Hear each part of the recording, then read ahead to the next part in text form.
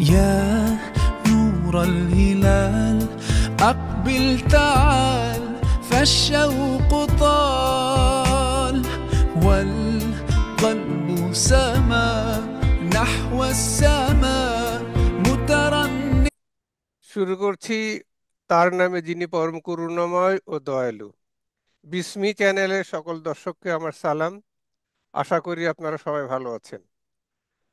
গতবার গাজার উপরে কথা বলে আজকে আমরা আবার ইসলাম নিয়ে কথা বলবো, এবং এজন্য আমাদের সাথে আছেন আমেরিকা নিবাসী বিশিষ্ট ইসলামিক চিন্তাবিদ ও গবেষক জনাব আমিনুর রহমান। আমিন ভাই, আপনাকে স্বাগতম। আশা করি ভালো আছেন। Thank you so much for having me. আজকে আমরা কথা বলবো কাজের ফলাফল, অর্থাৎ আমরা কি কাজ করলে আল্লাহ কি ফল দিবেন সেটা নিয়ে, এবং আমরা রেস্ট্রিক্ট করব নিজেদেরকে বিশেষ 10টা কাজ নিয়ে, যার উপরে আল্লাহ আমাদেরকে কিভাবে প্রতিফল দিবেন সেইটা নিয়ে আলোচনা করব। তো আমিন ভাই, আপনি আপনার প্রেজেন্টেশন শুরু করতে পারেন। Okay. أعوذ بالله من الشيطان الرجيم. بسم الله الرحمن الرحيم. الحمد لله الذي أنزل الفرقان على عبده ليكون للعالمين نذيرا، والصلاة على من جعله شاهدا ومبشرا ونذيرا وداعيا إلى الله بإذنه وسراجا منيرا، وعلى آله وصحبه ومن تبعهم بإحسان إلى يوم الدين. أوصيكم ونفسي بتقوى الله عز وجل، وهي الخوف من الجليل والعمل بالتنزيل والرضا بالقليل والاستعداد ليوم الرحيل. السلام عليكم ورحمة الله وبركاته.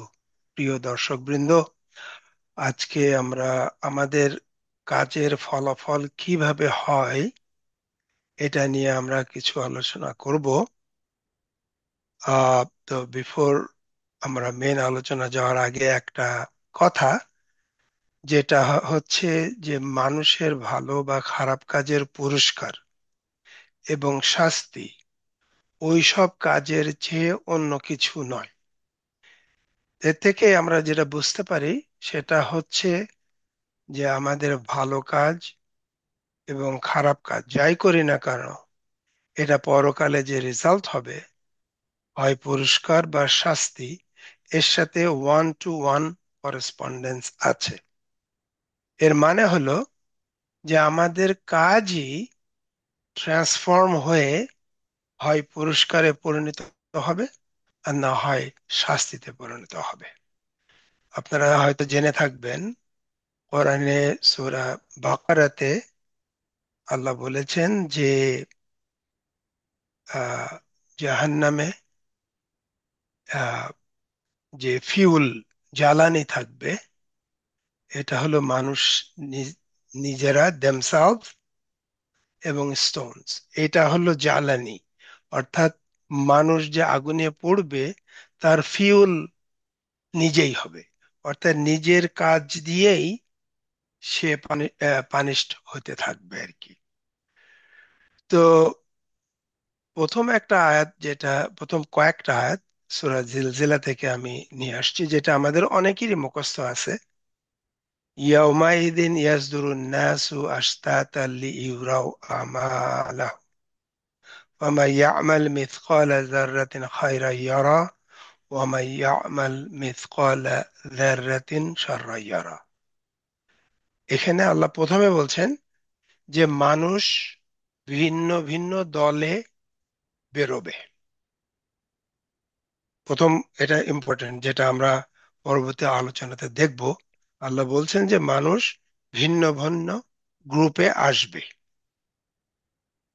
এবং যাতে তারা নিজেদের কর্মফল দেখতে পারে।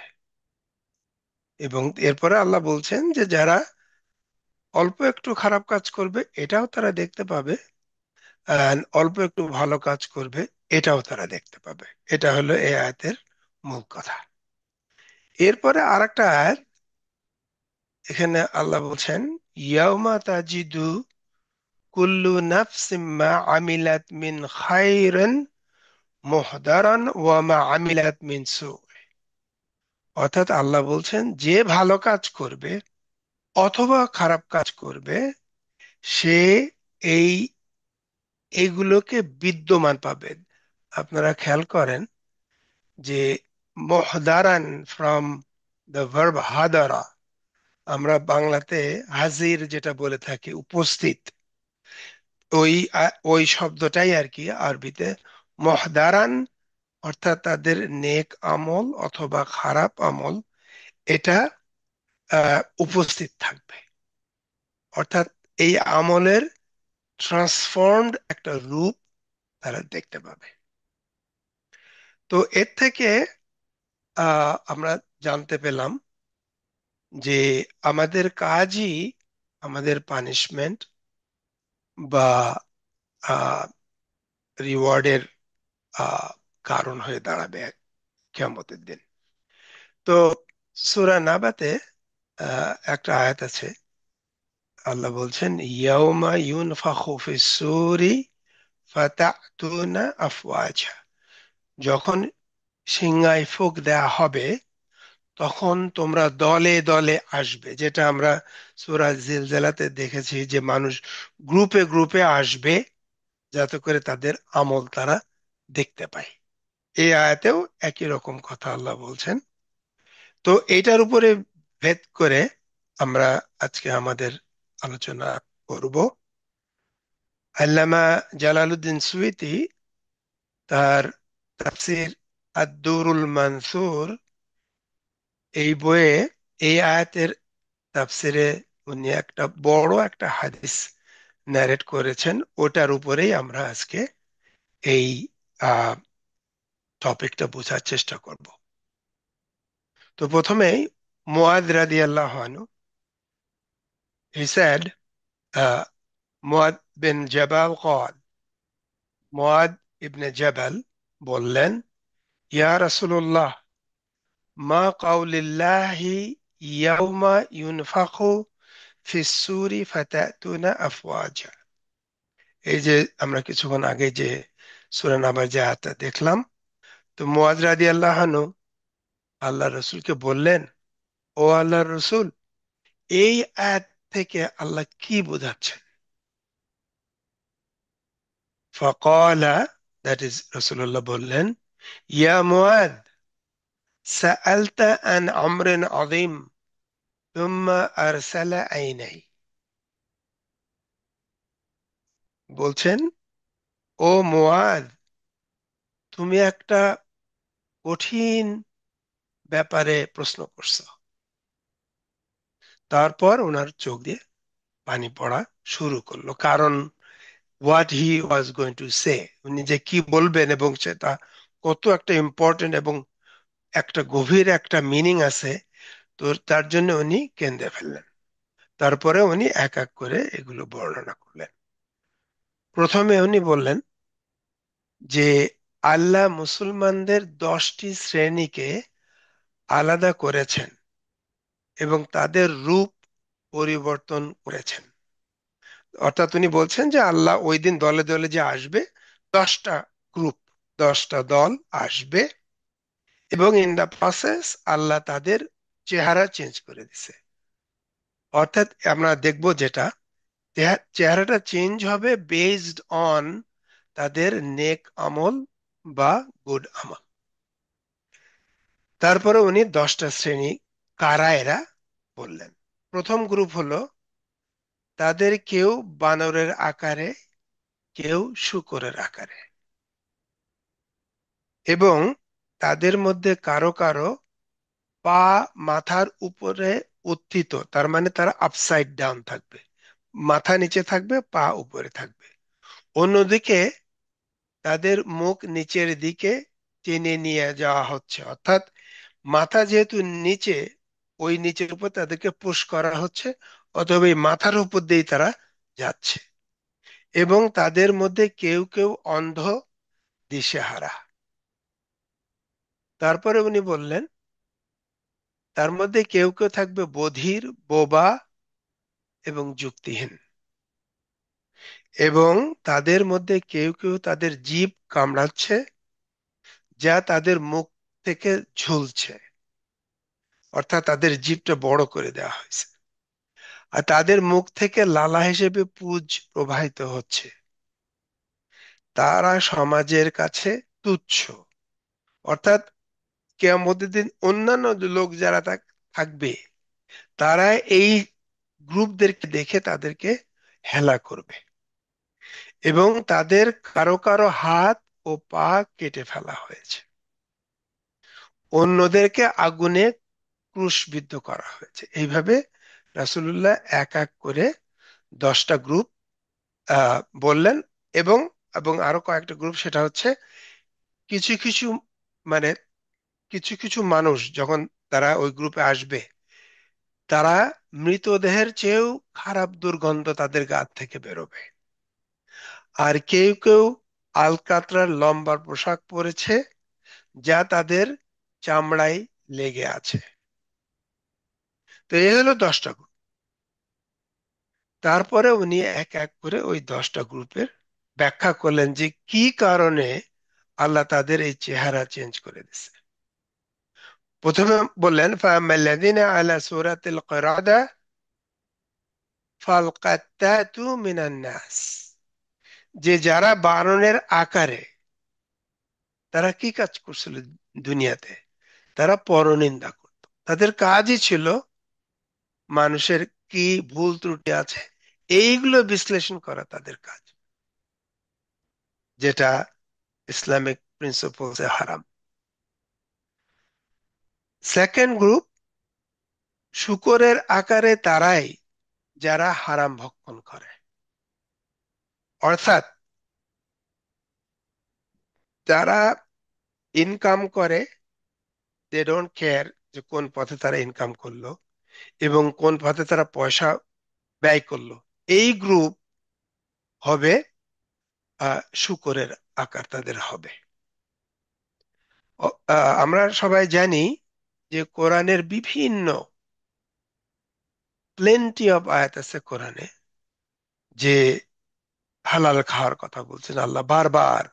হালাল খাও, হালাল পানি পান কর, হালাল পান করো এবং সীমা লঙ্ঘন করো না, এরকম আয়াত কোরআনে ভরি ভরি আছে।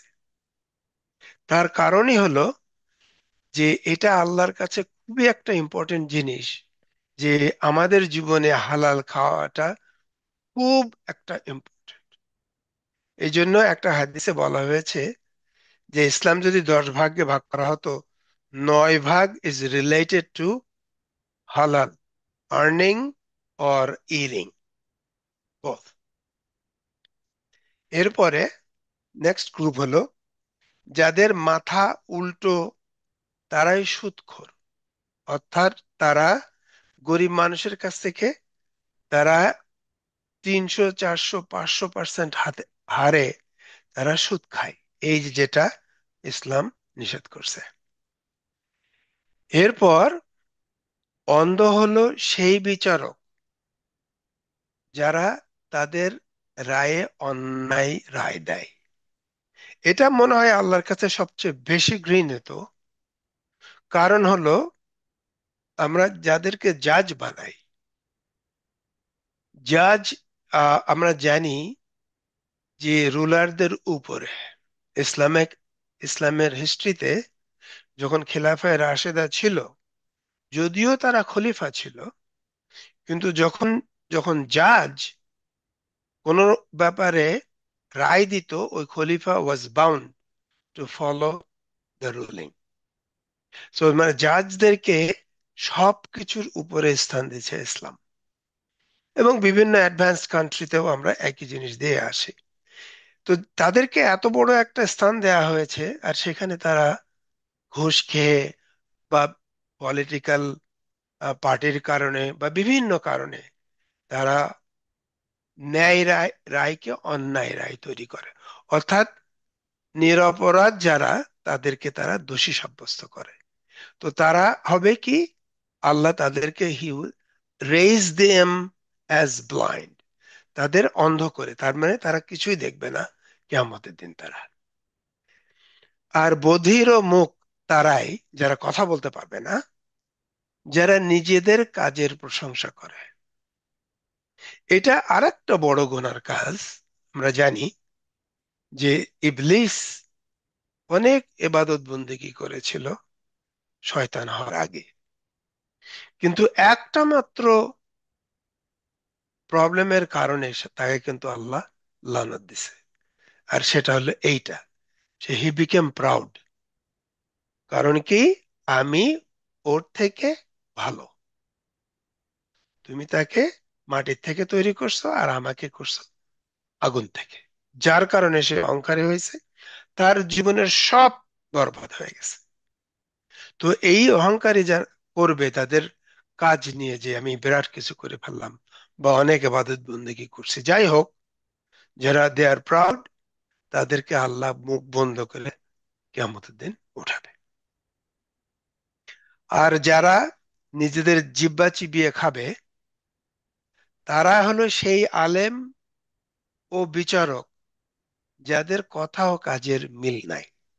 অর্থাৎ রায় দেওয়ার সময় বিভিন্ন কোরআন হাদিসের বরাত দেওয়া, জাস্টিস, এইগুলো বলবে, আর সে রায় চেঞ্জ করবে।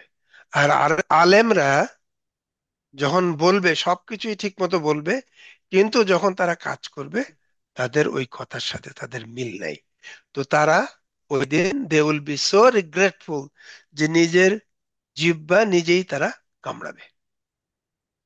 এরপর যাদের হাত পা কেটে ফেলা হয়েছে, তারা তাদের প্রতিবেশীদের ক্ষতি করেছে। এটা আর একটা ইম্পর্টেন্ট জিনিস ইসলামে। এটা এমন ইম্পর্টেন্ট যে রাসূলুল্লাহ সাল্লাল্লাহু আলাইহি ওয়াসাল্লাম উনি বারবার নেইবারদের, প্রতিবেশীদের ইম্পর্টেন্স দিতে হবে এই নিয়ে উনি বারবার বলতেন। তো সাহাবারা পরে বলেছিলেন যে উনি নেইবারদেরকে এত বেশি ইম্পর্টেন্স দিছে বারবার বারবার বারবার, যাতে করে মনে হয়েছিল যে উনি আমাদেরকে ওয়ারিস করে দিবেন অলসো, যে আমাদের থেকে ইনহেরিট করবে আমাদের সম্পত্তি আমরা মরে যাওয়ার পরে। তার মানে রসুল কতবার বলেছিলেন আহ, যে নেইবারকে টেক কেয়ার করার জন্য, তাদেরকে সবকিছু যাতে আমরা কোনো ক্ষতি না করি। তো এইটা যারা করবে, ক্ষতি যারা করবে, আল্লাহ তাদেরকে হাত পা কেটে দেবে। মোস্ট ইম্পর্টেন্ট টু অর্গানস, হাত অ্যান্ড পা, আল্লাহ তাদের কেটে দেবে হ্যাঁ কিয়ামতের দিনে। আর যারা আগুনের কুণ্ডে ক্রুসিফাই করা হবে, ক্রুশবিদ্ধ করা হবে, তাদের জাহান্নামের ওয়ালে পেরেক মেরে ক্রুসিফাই করা হবে। যাদের এটা করা হবে তারা কারা? যে তারা লোকদের বিরুদ্ধে রুলারদের কাছে রিপোর্ট করে।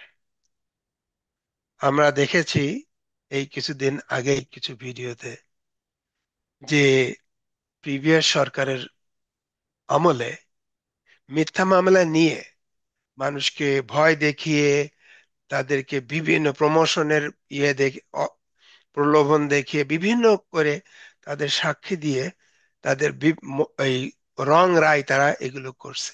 তো যারা এগুলো করছে, আল্লাহ তাদের জাহান্নামের ওয়ালের সাথে পেরেক দিয়ে পুঁতে দেবে, প্লেন অ্যান্ড সিম্পল।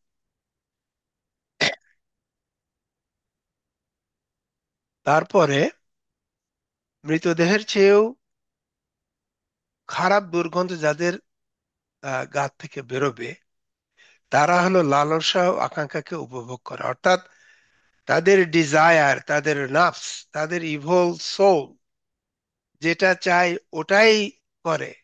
তারা হালাল হারাম নিয়ে তাদের কোনো মাথা ব্যথা নেই, এবং আল্লাহর হককে অস্বীকার করে, এবং তাদের নিয়ন্ত্রণে থাকা সম্পদের অংশ গরিবদেরকে অস্বীকার করে। কোরআনে একটা আয়াত আছে যে তোমাদের সম্পত্তিতে নিজ একটা অংশ আছে, কোরআনের আয়াত। তো যারা এইগুলো করে না, তো তারা এমনই ডিটেস্টেড হবে মানুষের কাছে কিয়ামতের দিন, যে তাদের গন্ধ এমন হবে যে অন্যরা থাকতে পারবে না। তাদের গায়ে থেকে এত বেশি গন্ধ। এন্ড ফাইনালি, যাদের আলকাতরা দিয়ে তাদের লেপে দেয়া হবে, তারা হবে অহংকারী, অসার এবং উদ্ধত। যে দিস ইজ এগেন দিস এই ফখর, যেটা বলি, আমি আমি বিরাট কিছু, এই যে চিন্তা যারা করবে, তাদেরকে আল্লাহ আল কাতরা দিয়ে তাদের লেপে দেবে। এর কারণটা কি? যে আমি গ্রেট, আমি সামথিং, আমার গুণ আছে, এটা শুধু এক সত্তার আছে, সেটা হলো আল্লাহ। আর আমি যখন আল্লাহর অনারকে আমি নিজেকে অনারিং করতেছি, অর্থাৎ আমি stealing something from Allah which is not my due. কারণ কি? কারণ হলো এটা যে আমাদের আমরা হলাম আল্লাহর আব্দ। আল্লাহ আমাদের ভালোবাসেন আমাদেরকে আব্দু বলতে। সেই জন্য কোরআনে বারবার উনি, আব্দ হলো সিঙ্গুলার, ইবাদ হলো প্লুরাল। ইয়া ইবাদি আল্লাযীনা আসরাফু আলা আনফুসিহিম, আর ও মাই আব্দ, ও আমার সার্ভেন্ট। সো আব্দ হলো একদিকে, আর মাবুদ হলো স্পেকট্রামের all the way to the left হলো আব্দ, আর all the way to the right is মাহবুদ। তো যখন কেউ আব থেকে আস্তে আস্তে মাবুদের দিকে যায়, দেন হি কমিটস জুলুম এগেন হিমসেলফ। হ্যাঁ, দ্যাটস ওয়াই আমরা যখন শাহাদাত নেই, আমরা শাহাদাত বলি কি, আশহাদু আন্না মুহাম্মাদান আবদুহু ওয়া রাসূল। Prophet was a slave first. By perfecting the slavery or servanthood, he was able to become a prophet. অর্থাৎ যার মধ্যে ট্রেস অফ অ্যারোগেন্স নাই, ট্রেস অফ প্রাইড নাই, সে কমপ্লিটলি সারেন্ডার টু আল্লাহ, যখন আমাদের প্রফেট করতে পারছে, আল্লাহ তাকে নবী বানাইছে, তারপরে রসুল বানাইছে। তো ওইটা যখন আল্লাহর কাছ থেকে কেউ স্টিল চুরি করে নেয়, তখন আল্লাহ ইজ নট হ্যাপি। আল্লাহ তাকে আল কাতরা দিয়ে লেপে দেবে কিয়ামতের দিনে। সো আমার হাদিসটার মোটামুটি শেষ। তো আমি এই এই এই এই এই হাদিসটা দিয়ে আমি কথা শেষ করব। এটা হলো অ্যাকচুয়ালি হাদিস কুদসি। হাদিস কুদসি হলো সেই সমস্ত হাদিস যেটা আল্লাহর কথা, কিন্তু কোরআনের পার্ট না। অর্থাৎ আল্লাহ রসুলকে বলে দিয়েছেন যে এটা আমার কথা, তুমি সবাইকে বলে দাও। এটা হলো ওই হাদিস। কয়লা, আল্লাহ বলছেন কি, ইয়া ইবাদি, এগেন ইবাদি, ও মাই সার্ভেন্টস প্লুরাল, আব্দ সিঙ্গুলার, ইবাদি মাই সার্ভেন্টস। আল্লাহ বলছেন, ইন্নি قد حرمت الظلم على نفسي, আমি আমার উপরে জুলুম করা হারাম করে দিছি। মানে রসুল আল্লাহর নিজের উপরে।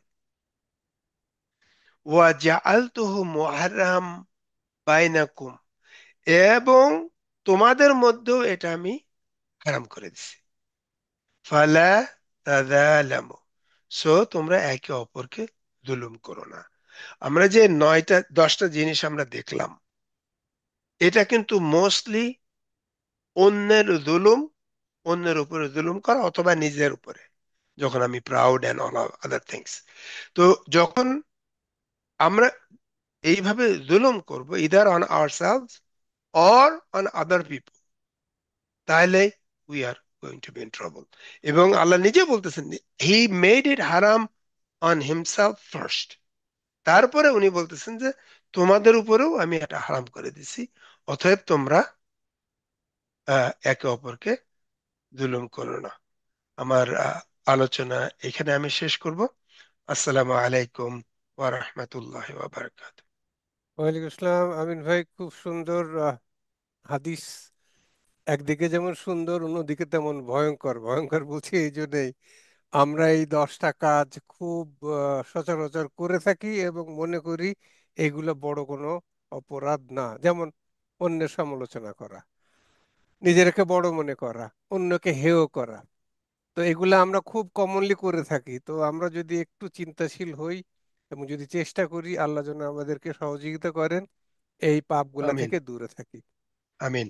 তো আপনার কাছে আমার প্রথম প্রশ্ন, আপনি আজকের আলোচনায় প্রথমে বললেন যে দোজকে বা বা যে আগুন হবে সেই আগুনের ফিউল হবে মানুষ, মানে আগুন জ্বলতে থাকবে, মানুষ জ্বলতে থাকবে। কিন্তু কোরআনে সম্ভবত সূরা বাকারা শেষ আয়াতের প্রথম দিকে একটা কথা আছে যে আল্লাহ কাউকে তার সাধ্যাতীত কোনো কাজের ভার দেন না, আবার আগুনে পোড়াবেন। কোরআনের আর এক জায়গায় বলা আছে যে চামড়া পুড়ে যাওয়ার সঙ্গে সঙ্গে আবার আল্লাহ নতুন চামড়া দিয়ে দিবেন। তো এই যে সাধ্যের, এগুলো তো আগুনে পোড়া তো আমাদের সাধ্যের ভিতরে থাকবে না, তাহলে কিভাবে সাধ্যের বাইরে চলে গেলো? তো এটা কন্ট্রাডিকশন না একটা? সো এই ব্যাপার ওই যে আয়াতটা 286 অফ সূরা বাকারা 286 নম্বর আয়াতে, যে আয়াত এখানে লা ইউকাল্লিফুল নাফসু ইল্লা উসআহা, যে আল্লাহ কোন সোলকে তার সাধ্যের বিরুদ্ধে কিছু দেন না। ওই ওই আয়াতের কন্টিনিউশন হলো সে তাই পায় যা উপার্জন করে। অর্থাৎ আমার যা ডিউ আমি ওইটা পাবো। এবং আরো অনেক আয়াত আমি নিয়ে আসছি, যাই হোক ওগুলো না এটা থেকে আমরা বুঝতে পারি যে আমরা কোরআনে বারবার বলছে যে, তোমরা যেটুক করবে ওইটুক পাবে, বেশিও না কমও না, কোনো জুলুম আমার কাছ থেকে পাবে না, এটা আল্লাহ বারবার বলতেছে। কিন্তু আমরা দেখতেছি যে তাহলে তাহলে এর এত বড় শাস্তি কেন?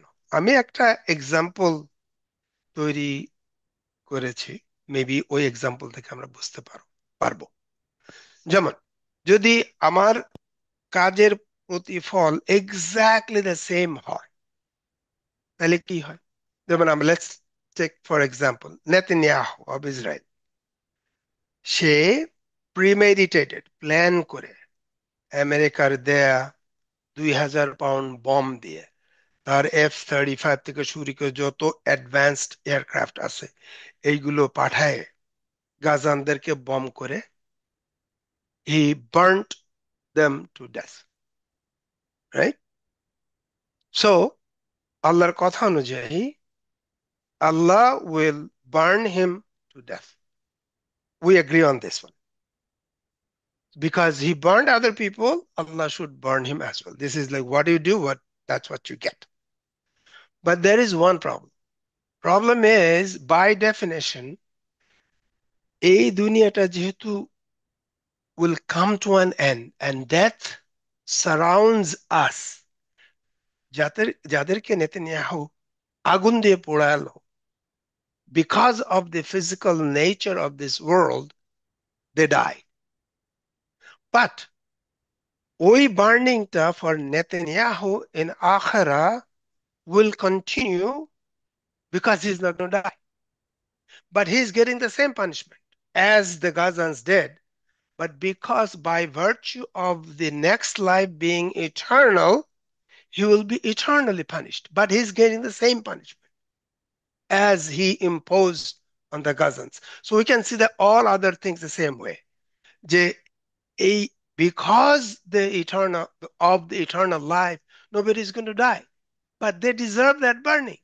So Allah will punish them as long as he wishes. হয়তো কিছুটা বুঝতে পারলাম, অনেক ধন্যবাদ। আহ, আমার দ্বিতীয় প্রশ্ন, দেখুন, আদম আলাহ ইসলামকে যখন পৃথিবীতে পাঠান তখন ইবলিসের সঙ্গে আল্লাহর বেশ কয়েকটা কথোপকথন হয়েছিল। এবং সেখানে ইবলিস একটা চ্যালেঞ্জ দিয়েছিল যে আমি তোমার বেশিরভাগ সার্ভেন্টকে ভুল পথে পরিচালিত করব। এখন যদি আমরা খেয়াল করি যে আসলে বেশিরভাগ লোকই ভুল পথে পরিচালিত হচ্ছে, এবং আপনি যে আজকে 10টা পাপের কথা বললেন, শাস্তি স্বরূপ 10 ধরনের শাস্তি দেওয়া হবে, এইখানে কিন্তু মুসলমানদের কথাই বললেন শুধু। তো তাহলে ভুল পথে পরিচালিত লোকের সংখ্যা তো মনে হচ্ছে অনেক বেশি। তাহলে কি ইবলিস তার চ্যালেঞ্জে বিজয়ী হলো না? অবশ্যই।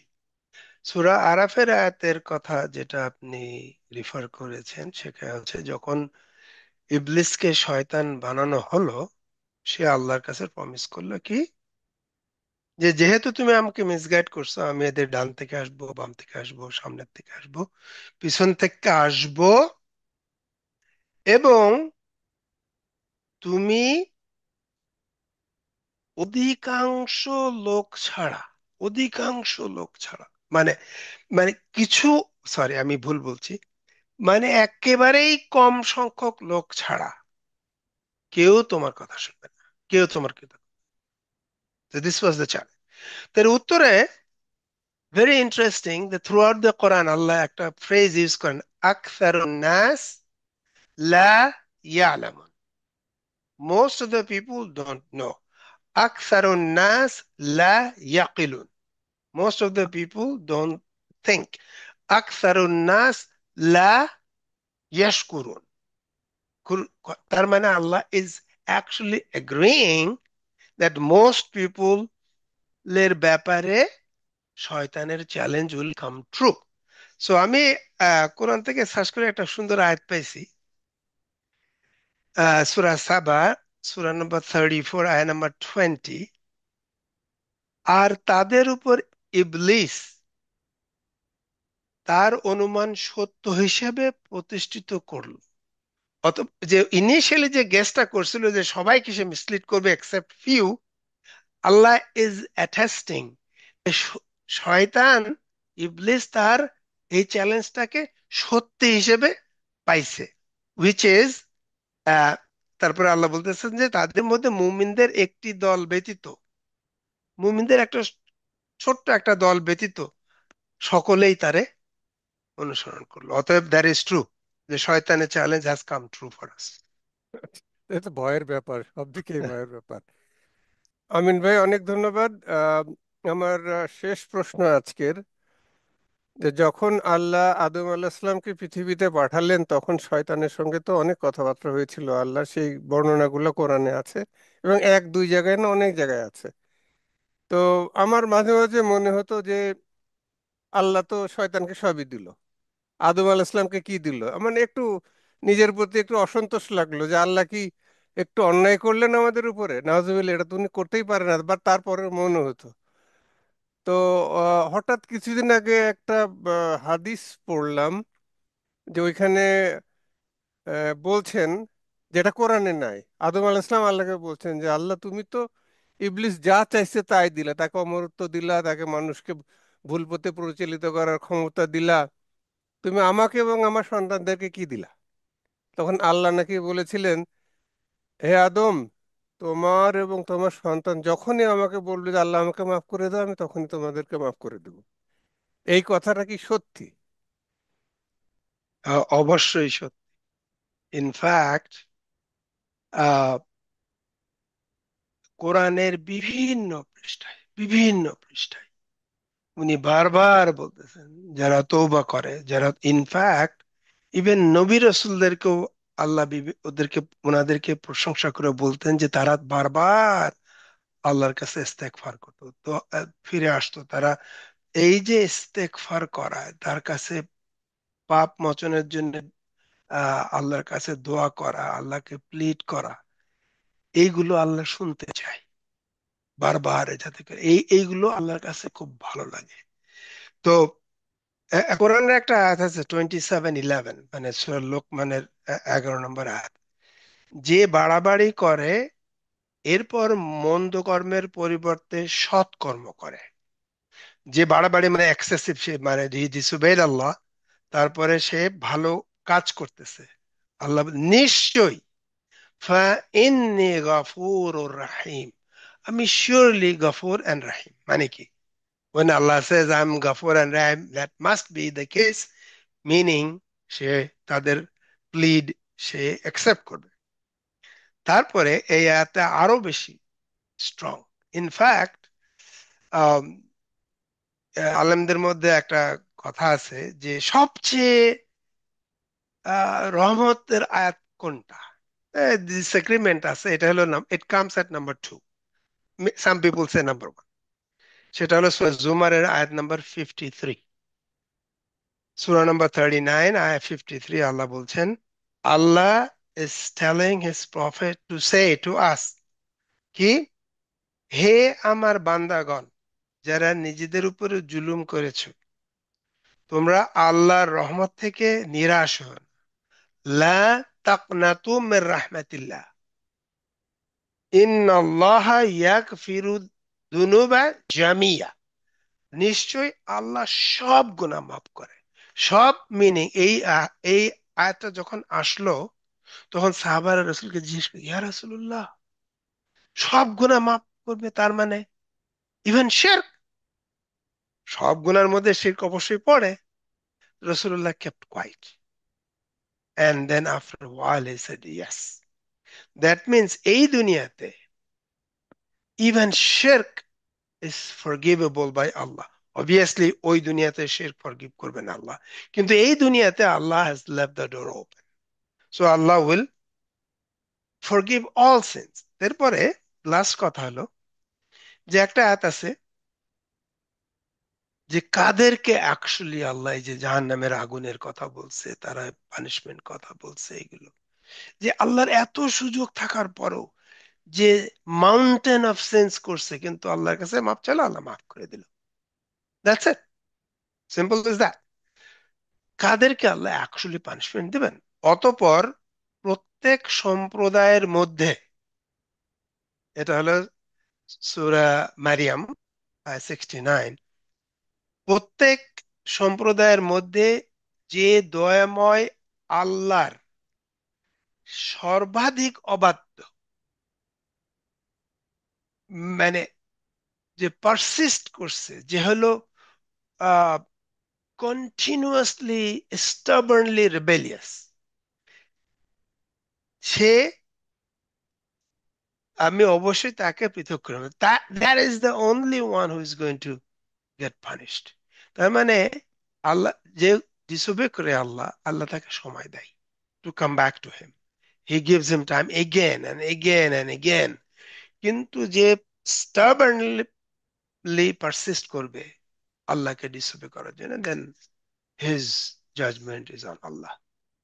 সো আমি এটাও এরকম ওপিনিয়ন শুনছি যে ওয়ান অফ দ্য ওয়ালিওয়াল্লাহকে জিজ্ঞেস করা হয়েছে যে আল্লাহ, এই যেটা প্রশ্ন আপনি করেছেন একই ধরনের প্রশ্ন, যে তাহলে তো আমাদের কোনো কিছু করার নেই, মানে জাহান্নামে যাওয়া সো ইজি, এভরিথিং যারা আমরা করতে চাই ওইটা করলেই তো জাহান্নামে যাওয়া যায়।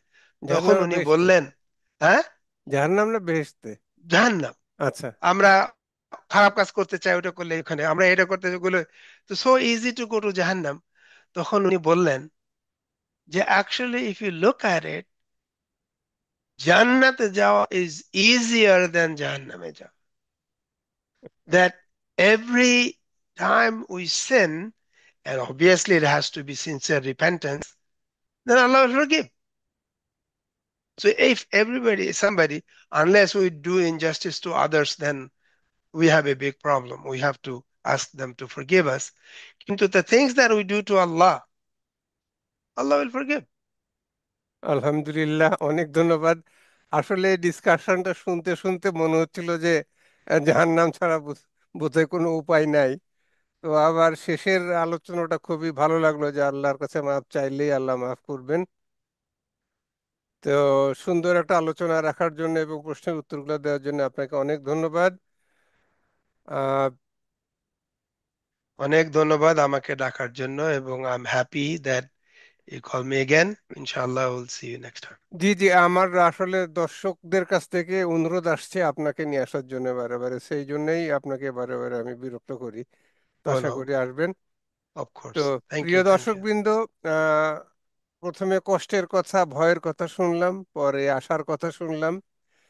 তবে শিওর হওয়ার জন্যে পাপগুলো না করাই ভালো। যদি হয়েই যায় তাহলে যেন আমরা সঙ্গে সঙ্গে আল্লাহর কাছে মাপ চেয়ে নেই, তওবা করি। আল্লাহ যেন আমাদেরকে তওবা করার তৌফিক দেন এবং তার আগে যেন ওই পাপগুলো না করার ক্ষমতা দেন, সেই দোয়া করি।